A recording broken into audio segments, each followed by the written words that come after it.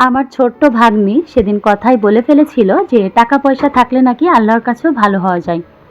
কথাটা শুনতে খারাপ হলেও সত্য কথা।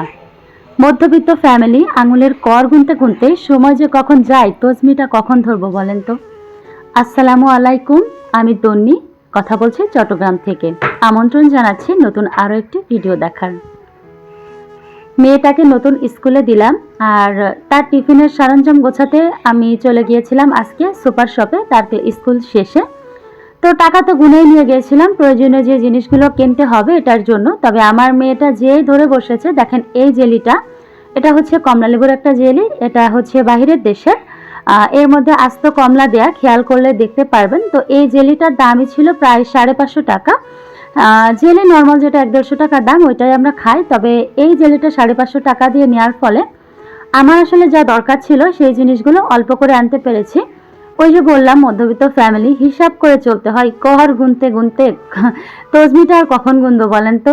জীবনের কঠিন সূত্রগুলো মেলাতে মেলাতে সময় শেষ। তো যাই হোক, সেই সাথে 2টা মাছ এনেছিলাম অ্যাকোরিয়ামে দেওয়ার জন্য। আমাদের ছোট্ট একটা অ্যাকোরিয়াম আছে, যার মধ্যে এই মাছগুলো দেব বলে নিয়ে এসেছিলাম। দুর্ভাগ্যবশত মাছটা আনার একদিন পরেই কিন্তু মারা গিয়েছিল একটা মাছ। তো এই যে দেখেন মাছগুলো দিয়ে দিয়েছি, কেমন লাগছে প্লিজ একটু কমেন্টের মাধ্যমে জানাবেন।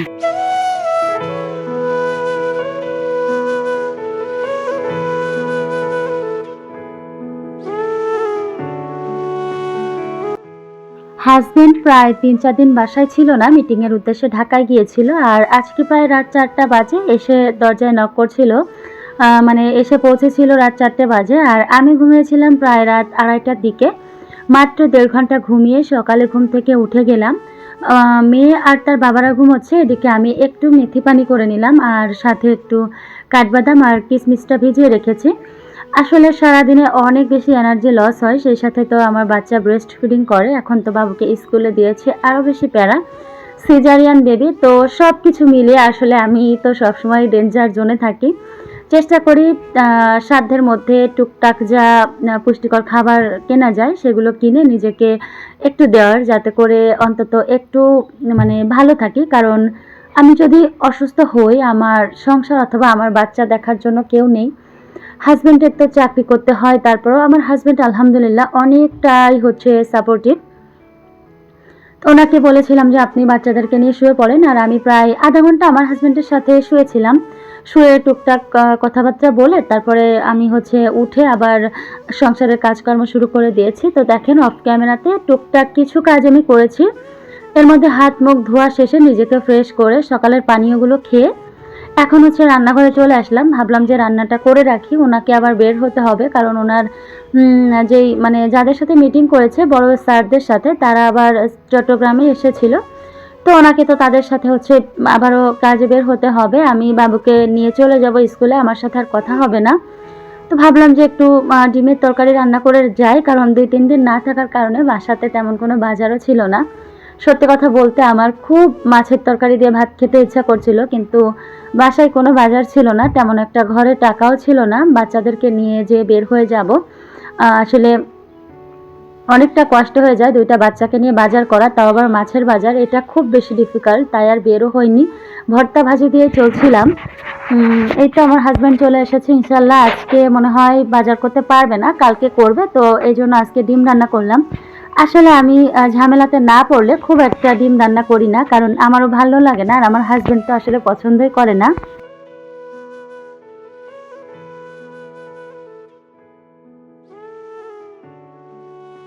আর এই তো ডিমের তরকারিটা হয়ে গেছে, সেই সাথে আলু পেঁয়াজের কলি ভাজি ছিল। মারিয়ামের বাবার ওই ভাজিটা হলেই যথেষ্ট, তারপর একটু তরকারি করলাম। খেলে খাবে, না খেলে হচ্ছে আমরাই খাবো।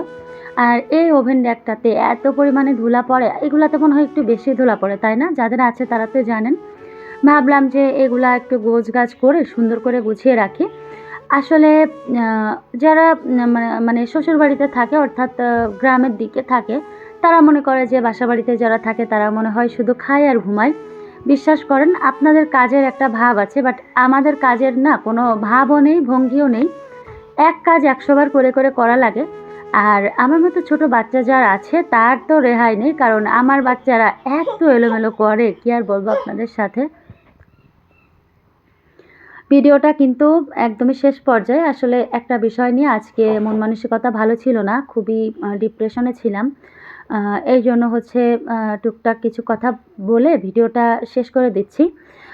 প্লিজ যারা ভিডিওটা দেখেছেন আমাকে অন্তত একটি লাইক করে দিয়ে যেন, সাবস্ক্রাইব যদি করতে না মন চায় মানে জোর করব না, তবে চাইলে একটা লাইক করে দিতেই পারেন আপনারা। খুব ছোট্ট একটা ভিডিও, পুরোটা দেখলেই খুশি হব। তো এই তো আমার তরকারিটা শেষ, আর অলরেডি হচ্ছে 8টা 10 বাজে। এখন বাবুকে উঠাবো, ওকে ব্রাশ করি, ওকে ফ্রেশ করে আমিও রেডি হব। আসলে যতই সকালে উঠি না কেন আমি একটা দিনও কিন্তু খেয়ে যেতে পারি না বাবুর সাথে।